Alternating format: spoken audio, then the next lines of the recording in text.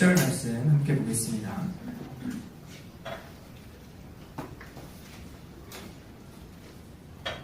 요한복음 14장 16절부터 20절 말씀입니다. 우리 한 절씩 나눠 읽고요. 마지막 절 20절은 같이 읽도록 하겠습니다. 제가 먼저 읽겠습니다. 내가 아버지께 구하겠으니 그가 또 다른 보혜사를 너에게 주사 영원토록 너희와 함께 있게 하리니 그는 지지력이라 세상은 이미 그를 받지 못하나니 이는 그를 보지도 못하고 알지도 못하니라. 그러나 너희는 그를 아나니 그는 너희와 함께 거하시며 또 너희 속에 계시겠습니다. 내가 너희를 고아와 같이 버려두지 아니하고 너희에게로 오리라. 조금 있으면 세상은 다시 나를 보지 못할 것인데 너희는 나를 보리니 이는 내가 살아있고 너희도 살아있겠습니다. 함께 읽겠습니다. 그날에는 내가 아버지 안에 너희가 내 안에 내가 너희 안에 있는 것을 너희가 알리라. 아멘. 저 엎드려 인사하겠습니다. 잘 오셨습니다. 반갑습니다. 한 번 더 우리 믿음을 담아서 인사하겠습니다. 말씀 속에 길이 있습니다.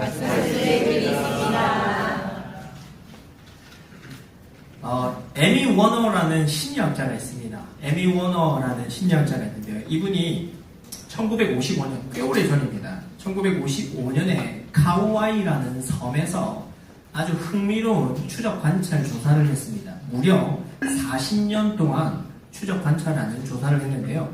이게 뭐냐니까 그 1955년 그 당시에 카우아이 섬에 태어난 신생아들 총 833명입니다. 이 833명을 태어난 날로부터 그들이 40세가 되는 날까지를 추적 관찰 조사를 했습니다. 뭘 했느냐? 이 연구를 했던 이유가 뭐냐면 이 카우아이 섬이 굉장히 열악한 섬이었습니다. 그래서 이제 일반적으로 우리가 생각할 때 열악한 환경에서 태어나고 자란 사람들은 나중에 사회에 있어서 위험 요소가 된다.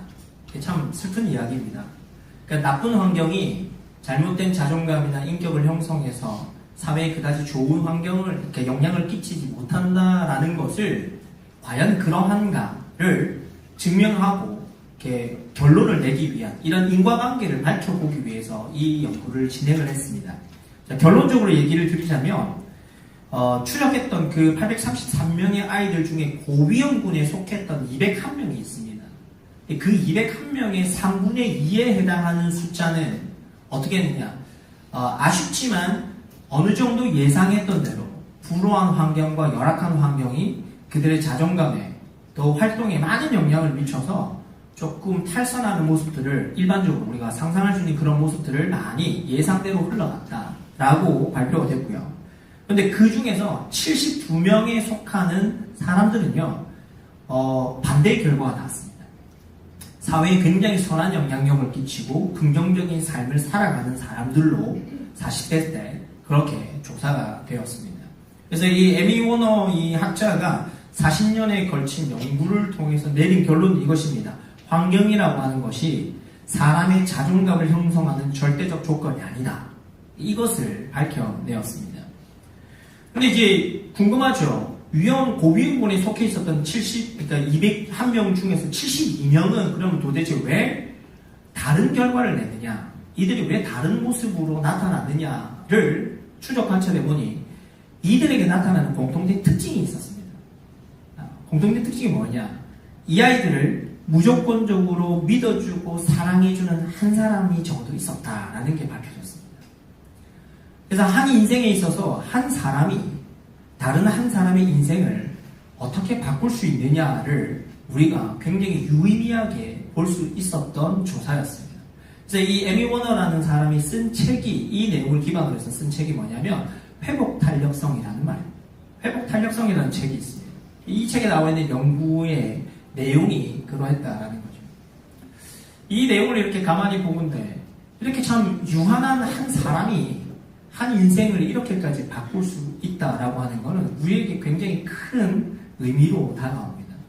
그런데 너무 감사한 것은 우리는 언젠가는 다 사라질 존재들인데 나에게 그 유의미한 존재가 있을 때도 있지만 없을 때도 많은데 너무 감사한 것은 그리스도인으로 살아가는 우리들에게 사라지지도 않을 우리를 떠나지도 않을 영원한 존재를 우리에게 주셨다라는 것이죠. 성령 하나님을 우리에게 주심으로 인해서 우리가 살아가면서 길을 잃지 않아도 되고 우리가 외로워하고 고독과 싸우지 않아도 되는 아주 놀라운 은혜를 받게 되었다는 것입니다. 오늘은 성령 강림절입니다.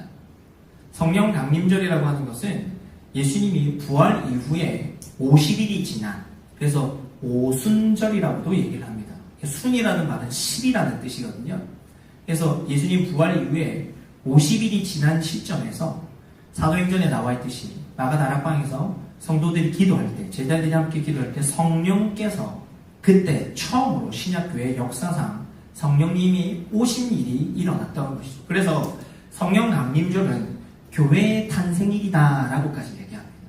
그래서 이 성령 강림절은 굉장히 우리 성도들에게는 기억해야 하고 중요한 날입니다. 오늘 이 성령 강림절을 우리가 보내면서 성령님이 우리와 함께 하시는 것이 얼마나 큰 우리에게 위로이고 격려인지를 말씀을 통해서 깊이 깨달을 수 있기를 바랍니다. 예수님은 물리적으로 예수님이 제자들과 함께 있었지만 우리는 그 물리적으로 함께 계시다가 사라졌던 그 예수님이 아니라 영원히 우리와 함께 하시는 그 성령님을 통해서 많은 힘을 얻게 된다는 것을 말씀을 통해 깨달을 수 있기를 바랍니다. 오늘 말씀 가운데 나와 성령님이 늘 함께 하시는구나, 많은 힘과 위로와 격려를 얻는 이 시간에 되기를 주님의 이름으로 축복합니다. 네. 첫 번째로 성령 하나님이 우리와 함께 하심으로 인해 우리가 얻는 위로가 무엇입니까? 첫 번째는 함께 하시는 위로가 있다는 겁니다. 목사님 너무 뻔한데요. 네, 잘 들어보십시오. 함께 하시는 위로가 있다는 것입니다. 예수님께서 왜 이런 약속을 오늘 하게 되셨느냐? 보혜사 성령을 너희들에게 보내주겠다라고 말하셨던 그 약속의 시점을 잘 봐야 합니다. 예수님께서 이 십자가에 달리시기 그 바로 전날 밤 제자들과 함께 식사를 하십니다. 이것을 우리가 마지막 성만찬으로 기억하고 오늘도 우리는 행하고 있습니다. 그래서 이때 제자들과 함께 유월절 식사를 함께 하시면서 떡을 떼시고 빵이죠. 빵을 떼시고 포도음료를 나누시면서 내 몸이다, 나의 피다, 나를 기억하고 기념하라 라고 말씀하시면서 식사 중에 수건을 두르시고 제자들의 발을 씻기기도 하십니다. 가장 겸손한 모습을 보여주시죠. 그래서 뭔가 참 사뭇 다른 식사의 시간을 보내고 있다라고 느끼는 그때에 예수님이 말씀하십니다. 내가 너희들을 떠날 때가 오고 있다. 이전에 예수님께서 잠깐 기도하고 동산으로 가시거나 시간을 따로 떼고 혼자 기도하시는 때와는 사뭇 다른 뉘앙스였습니다. 예수님께서는 이미 십자가에서 죽으실 것을 알고 계셨기 때문에 이 십자가 죽음을 에둘러서 내가 너희를 떠나겠다라고 말씀하셨던 것이죠. 3년이라는 시간 동안 늘 함께 했었던 이 제자들 곁을 떠난다라는 이 말은 사실은 제자들은 감이 오지 않았을 뿐더러 좀 이상하다, 뭔가 불안하다라는 마음은 있었습니다. 근데 분위기가 뭔가 이상하니까 어떻게 해요? 제자들이 평소 때는 하지 않던 되게 깊은 심오한 질문들을 던지기 시작하고요. 예수님도 뭔가 분위기 다른 이야기를 작가하기 시작합니다. 이 눈치 빠른 베드로는요, 예수님의 이야기를 듣다 보니까 정말 떠나실 것 같거든요. 그래서 용기 있게 제가 죽더라도 끝까지 따라갔습니다. 그래서 예수님께서 단호하게 얘기하시죠. 네가 나를 부인할 거다. 뭔가 사뭇 다른 이 분위기 속에서 예수님은 감지하셨던 게 있습니다. 내가 이 제자들을 떠난다고 얘기를 하니 이들 안에 걷잡을 수 없는 두려움과 뭔가 그들의 마음을 불안하게 만드는 일들이 마음들이 계속 일어나고 있는 것을 예수님도 알고 계셨죠. 그래서 오늘 본문 16절에 예수님이 이렇게 얘기하십니다. 내가 아버지께 구하겠으니 그가 또 다른 보혜사를 너희에게 주사 영원토록 너희와 함께 있게 하리니. 예수님은 또 다른 보혜사를 주시겠다고 얘기합니다. 자, 그러면 원래의 보혜사는 누구이십니까? 예수님이셨습니다. 제자들과 함께 하셨던, 늘 동행하시는 그 예수님이 첫 번째 보혜사였다면 이 예수님께서 또 다른 보혜사, 그들이 알지 못했지만 오늘 본문에 보니까 진리의 영이신, 눈에 보이지 않지만 함께하는 그 영을 이들에게 보내주겠다라고 말씀했다라는 것이죠. 그런데 이 오시는 보혜사 성령님은 물리적, 시간적 이런 공간의 제한을 받으시는 분이 아니다라는 것인데, 참 재밌는 표현이 뭐냐면, 이 예수님께서 말씀하실 때 그는 너희와 함께 거하시며 또 너희 속에 계시겠습니다, 너희 속에 계시겠습니다 라고 말할 때 있을 거다라는 이 동사가 미래형입니다. 이게 무슨 말이냐면, 너희 제자들과 함께 있을 뿐만 아니라 앞으로 예수님을 믿는 모든 성도들과도 함께 하겠다라고 약속을 주신 것이죠. 그래서 예수를 믿는 우리 성도들이 지금 성령을 받고 살아가고 있다라는 것입니다. 그 제자들에게 주셨던 그 약속이 오늘 지금도 이루어지고 있고 앞으로도 일어날 것이다 라고 약속하셨다라는 것이죠. 여러분, 이 성령님은 떠나지 않으십니다. 이 성령님은 영원히 우리와 함께 하신다라는 것이죠. 제가 이렇게 연령대별로 우리가 어떤 관계의 모습을 가지고 살아가느냐 좀 이렇게 생각을 해보니까요, 여러 가지 좀 이 연령대별로 다른 관계의 모습을 가지고 살아간다라는 것을 알게 되었습니다. 좀 큰 덩어리로 나눠보겠습니다. 20대에서 40대, 20대에서 40대는 어떤 관계의 모습을 가지고 살아가느냐? 가능한 한 다양한 인간관계를 맺으려고 합니다. 수많은 사람들을 만나고 싶어하고 그 사람들과 인맥을 맺고 싶어합니다. 이유가 무엇일까요? 일반적으로 20대에서 40대에 이르기까지는요, 다양한 인간관계와 폭넓은 인간관계가 사회적으로 내가 끼치고 있는 영향력과 지위를 드러내는 지표이기 때문에 그렇습니다. 그래서 가능하면 인맥을 넓히려고 합니다. 나는 이 사람도 알아, 저 사람도 알아. 그래서 거칠 것 없이 사람 관계를 넓혀갑니다. 요즘은 좀 다릅니다만, 옛날에는 한때 제가 기억이 나기를 그 얘기가 있었습니다. 그래서 당신의 핸드폰에는 몇 명의 연락처가 있습니까? 이거 가지고 서로 막, 나 몇 명 있어. 아무도 연락 안 한대, 그죠? 나한테 아무도 연락도 안 오는데 그거 많은 거 가지고 되게 막 자랑스러워 했던 때가 있습니다. 근데 요즘은 연락처 많은 거 가지고 얘기하지 않습니다. 뭘로 얘기합니까? 그래서 너 팔로워가 몇 명이야? 너 팔로워 몇 명이야? 제가 한 번씩 제 인스타에 누가 팔로워 신청하는데 제가 들어가 봅니다. 그분이 인스타에. 근데 보면 포스트가, 그러니까 올려놓은 뭐 사진이나 이런 게 아무것도 없는 분들은요, 내가 이분을 팔로우를 받아들여야 되나 어떻게 해야 되나, 그냥 저한테 던지신 분 같더라고요. 근데 요즘은 이 팔로워 몇 명이냐를 가지고 인맥이 얼마나 되느냐를 보기도 합니다. 그래서 이 40대는요, 가능한 한 넓게 퍼지고 싶어 합니다. 그런데 50대에서 70대로 이렇게 넘어가면은 이야기가 조금 분위기가 달라집니다. 이때가 되면 어떻게 되느냐, 폭넓은 인간관계보다는 효율적이고 실제적인 인간관계를 구분하기 시작합니다.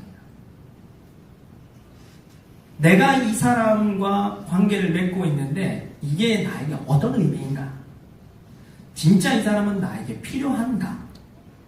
그래서 나에게는 이 사람이 어떤 의미이고 이 사람은 나에게 어떤 의미인가를 잘 생각하면서 상대는 모르게 인간관계의 가지치기가 일어나는 시기가 50대에서 70대입니다. 그래서 조금 더 유의미한 인간관계를 추구하려고 합니다. 그래서 조금 다양한 곳에서 이제 떠나서 정말 내 주변에 있는 사람들에게 진실되게 집중하게 되는. 그래서 그때 남아있는 연락처는 진짜입니다. 그때는 진짜입니다. 그러면 70대 이후는 어떻게 될까요?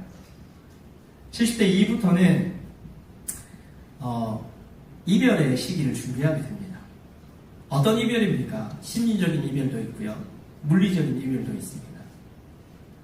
심리적인 이별이라고 하는 것은 뭐 다른 게 아니라 물리적으로 떨어지면 심리적으로 떨어질 수도 있겠지만은, 이제 우리 연세가 있으신 우리 어르신들 보면은, 우리 집사님들을 보면 자녀들이 결혼하고 나가기 시작하면은 그때부터 마음속에서 어떻게 해요? 자녀를 떠나보내야 하는 그 시기를 맞이하시더라고요. 그 시기를 맞아야 되는데 이걸 잘 떠나보지 못했을 때도 마음이 어려우시기도 합니다. 언제 또 기쁘지만 마음이 서운할 때가 언제냐? 제가 가만히 생각해 보니까 결혼을 해서 우리 자녀들이 참 예쁜 가정을 잘 꾸리고 자기들끼리 알콩달콩 살아가는 이 모습을 보면 기쁘기도 한데, 나를 찾아주지 않고 생각해주지 않을 때 은연중에 마음이 서운함이 있으신 것 같아요. 그래서 이때 되니까 조금씩 마음으로부터 이별을 준비하시는 이 시기가 70대 이후가 아닌가 생각을 해봅니다. 이런 여러 가지 관계의 확장과 이별을 가만히 생각을 하다 보니까 결국 우리의 인생에 영원한 관계는 존재하지 않는구나. 이 땅을 발을 함께 딛고 살아가는 우리들 가운데는 영원한 것이 없더라는 것이죠. 물건도 언젠가는 놓아야 하고 내가 기르던 반려동물들도 언젠가는 떠나보내야 합니다. 여러 가지 상황들이 우리로 하여금 이별을 준비하게 만듭니다. 그래서 저는 이렇게 생각합니다. 이 땅을 살아가는 시간이 길면 길수록 우리는 뭐와 직면하느냐? 외로움과 고독함을 직면할 수밖에 없다. 어느 순간 우리가 외로움과 고독함과 싸워야 되는 시기가 온다라는 것이죠. 이때 오늘 이 말씀이 우리에게 위로를 전합니다. 외로워하지 마라. 혼자 고독을 즐기지 말고 너와 함께하는 성령님이 있음을 기억하라라고 말씀한다라는 것이죠. 이민생활을 하다 보면 많이 느끼셨을 겁니다. 생각보다 우리가 외로움과 많이 싸우잖아요. 이민생활 속에서. 특히나 작은 또 한국인이라는 울타리 속에서 살다 보면 내가 상상한 것보다 많은 관계를 맺기도 하고 많은 이별을 하기도 합니다. 근데 내 주변에 있는 나와 영원히 함께 할 것 같은 그 사람들도 어느 순간 되면은 떠나 있습니다. 내가 곁에 있어주고 싶지만 떠나야 할 때도 있습니다. 그럼 끊임없이 우리는 만남과 떠남을 반복하기도 하고요. 또 슬프지만은요, 내 상황과 형편이 좋을 때는 주변에 사람들이 있습니다. 그런데 상황과 형편이 좋지 않을 때, 마음 아프게 될 때 주변을 떠나는 일들이 종종 있습니다. 그러나 오늘 주님께서 우리에게 말씀하시기를 너희의 어떠함이 내가 너희와 함께하는 이유가 아니다. 상황과 형편에 따라서 머물렀다 떠나는 것이 아니라 성령 하나님은 영원히 너와 함께하겠다 말씀하십니다. 사람들은 우리의 상황을 보고 머물지 떠날지를 결정할 때가 있습니다. 그러나 우리의 상황이 힘들수록 성령 하나님은 더 우리 마음을 깊이 파고들고 오십니다. 내가 여기 있어. 내가 너와 함께 할게. 내가 너의 온전한 위로가 되어줄게. 성령님이 그렇게 말씀하신다라는 겁니다. 사랑하는 여러분, 요즘 외로우십니까? 넷플릭스로 달래지 마시고 다른 것으로 달래지 마시고 성령님이 나와 함께 하심을 꼭 기억하시길 바랍니다. 우리 옆에 분과 인사하겠습니다. 성령님이 함께 하십니다. 진심을 담아서 째려보지 마시고 한번 인사하겠습니다. 성령님이 함께 하십니다. 성령 하나님이 함께 하시는 이 위로를 깊이 누리는 저와 여러분 되시길 주님의 이름으로 축복합니다. 두 번째로 성령 하나님으로 인해서 얻는 우리 성도들의 위로가 무엇입니까? 나의 영혼과 인생에 있어서 가장 좋은 멘토가 되어주신다라는 겁니다. 성령 하나님이 내 인생과 내 영혼에 가장 좋은 멘토가 되어주신다입니다. 예수님은 자신이 비록 제자들 곁을 떠나지만 그 떠남의 자리가 느껴지지 않겠다라고 약속하십니다. 그리고 다시 내가 너희들에게 돌아오겠다. 부활을 얘기하셨지만 사실 실제적으로는 부활이지만 그 너머에는 보혜사 성령님을 보내주실 것에 대한 약속이었습니다. 그러면서 하시는 말씀이 뭐냐면 오늘 18절에 내가 너희를 고아와 같이 버려두지 아니하고 너희에게로 오리라 라고 말씀하십니다. 예수님은 여기서 고아를 얘기하십니다. 여러분 유대 사회에서 이스라엘 백성 이렇게 유대인들에게 있어서 고아와 과부는 사실 굉장히 큰 문제였습니다. 뭐 골치가 아니라 이스라엘은 전쟁과 나라를 뺏기는 경험이 많았던 나라 민족이었기 때문에 이 전쟁과 빼앗기는 이 상황 속에서 많은 남자들이 죽었습니다. 부모님들이 죽었죠. 그래서 불가항력적으로 과부들이 생길 수밖에 없었고 고아들이 생길 수밖에 없었습니다. 그래서 초대교회 당시에 교회의 역할 중에 하나가 구제가 반드시 있는 이유가 거기에 있습니다. 무기력하고 무방비 상태에 놓여있는 이 사람들을 돌보는 것이 교회의 역할이었다는 거죠. 법적으로도 보호받을 수 없고 그들이 돌봄에서 완전히 무방비 상태였던 것이 고아였습니다. 예수님은 이 고아라는 것을 너무 잘 알고 계셨습니다. 예수님이 그들을 떠났을 때 이 제자들, 주님을 따르는 이들이 영적, 인생에 있어서도 무방비 상태로 있는 것을 원치 않으셨다. 내가 그래서 너희들을 고아와 같이 버려두지 아니하고 함께하여서 지키고 보호하고 돌보며 인도하겠다라고 약속을 주셨다는 것. 보이지 않는 길에서, 헷갈리는 길에서 주님께서 함께하겠다 약속을 주신 것이죠. 점점 나이가 들어가면서 우리가 연습하는 게 있지 않습니까? 홀로 서기입니다. 홀로 서는 것을 점점 연습해 갑니다. 그래서 나이가 들면 들수록 혼자 결정하는 연습을 하고 내가 내린 그 결정에 내가 책임을 지는 연습을 하기 시작합니다. 젊을 때는요, 결정과 이 방향을 정하는 게 결정이 굉장히 좀 수월했던 것 같습니다. 왜냐하면 젊은 시절에는요, 패기가 있고 열정이 있고 모험심이 강합니다. 그래서 순간순간 결정을 빨리 내립니다. 실패! 그것도 나의 배움이야, 성장이야. 가고 보는 거지. 옛날에 제가 2006년도 퍼스에서 5월로 제 전도사 할 때 진짜 그런 분들 많이 봤습니다. 짐을 싣고 캐리어를 싣고 이렇게 나와서 그 공항 나온 도착 그 앞에서 카트를 붙들고 좌우로 살피는 분들 많이 봤습니다. 정말 그냥 오신 분들이에요.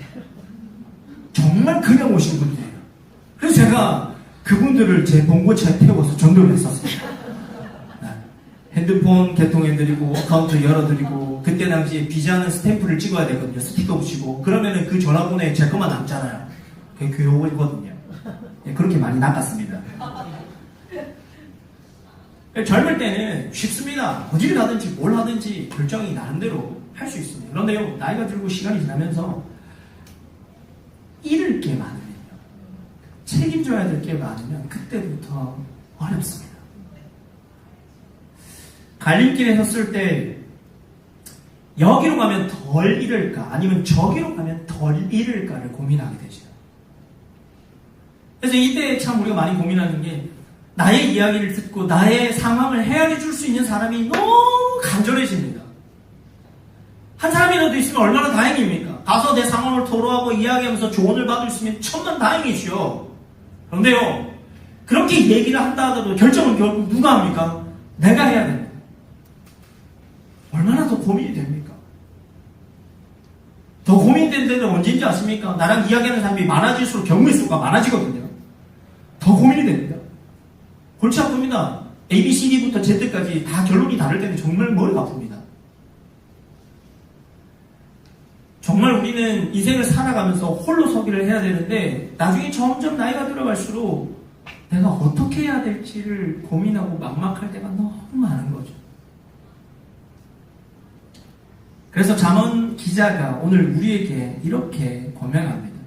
잠언 3장에 너는 마음을 다하여 여호와를 신뢰하고 내 명철을 의지하지 말라. 너는 범사의 그를 인정하라. 그리하면 내 길을 지도하시리라.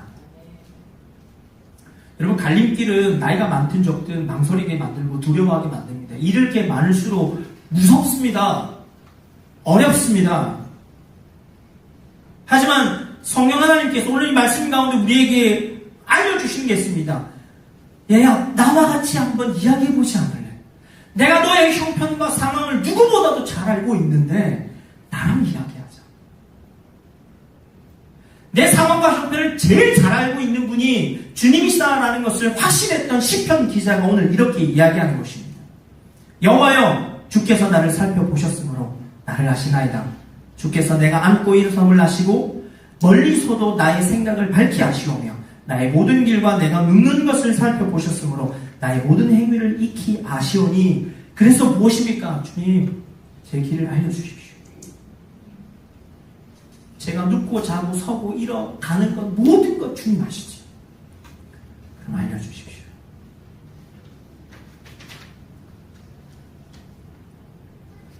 성경 하나님께서 오늘 이 말씀을 통해서 우리에게 가르쳐 주신 겁니다.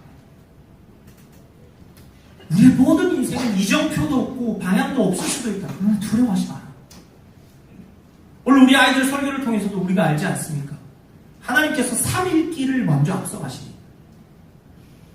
하루도 아니고요. 몇 시간도 몇 킬로도 아닙니다. 3일을 먼저 앞서가신 그 하나님께서 거기 계십니다.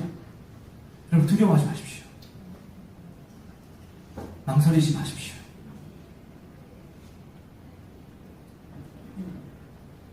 내 인생을 주님을 신뢰하고 그 성령 하나님께 내 인생을 위탁만 하며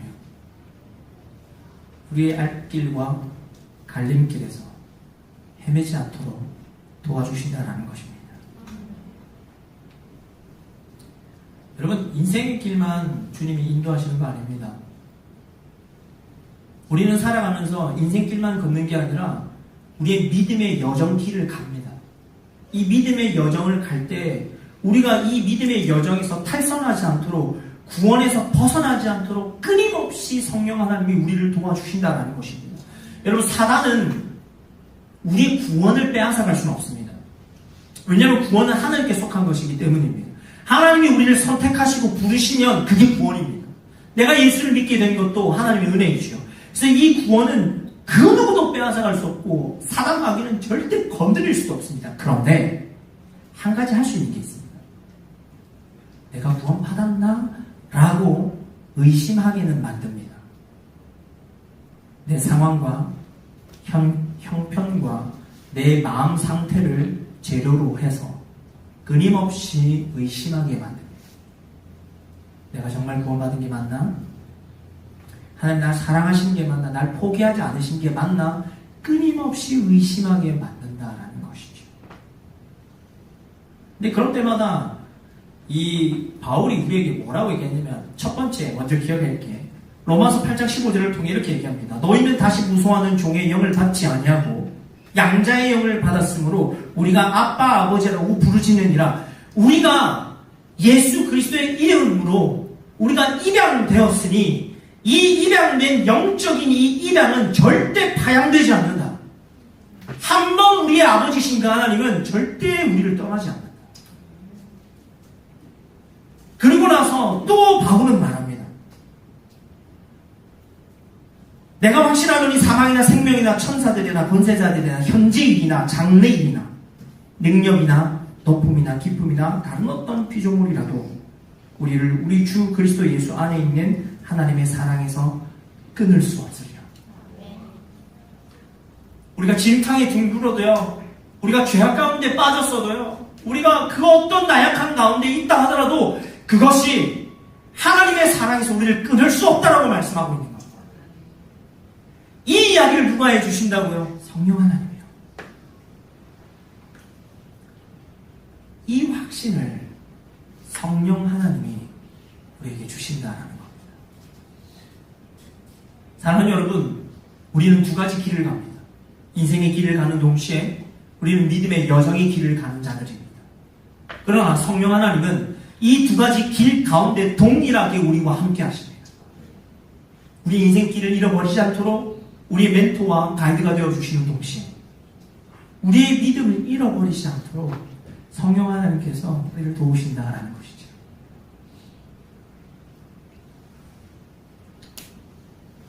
사랑하는 여러분, 홀로 서기 하는 게 힘드십니까? 버거우십니까? 숨이 차올랐습니까? 괜찮습니다. 성령 하나님께 기대고 그분께 업혀가면 됩니다. 그 성령 하나님께서 우리와 함께 하십니다. 이 놀라운 축복을 함께 누리는 저와 여러분 되시기를 주님의 이름으로 축복합니다. 말씀을 맺습니다. 제자들은 예수님이 떠나시고 성령을 받은 후에 더 폭발적으로 사역을 했습니다. 그들의 역량이 늘어서가 아니었습니다. 성령님이 함께 하셨기 때문입니다. 성령님이 함께 하심으로 인해서 그들의 삶이 더 달라질 수 있었습니다. 사랑하는 여러분, 우리는 성령을 받아야 하는 자들이 아니라 이미 받은 자들입니다. 그 성령님이 모든 순간 함께 하실 것입니다. 두려워하지 맙시다. 외로워하지 맙시다. 참 인도자 되시고 우리의 위로자 되시는 그 성령님과 함께 살아가는 저와 여러분 되시길 주님의 이름으로 축복합니다.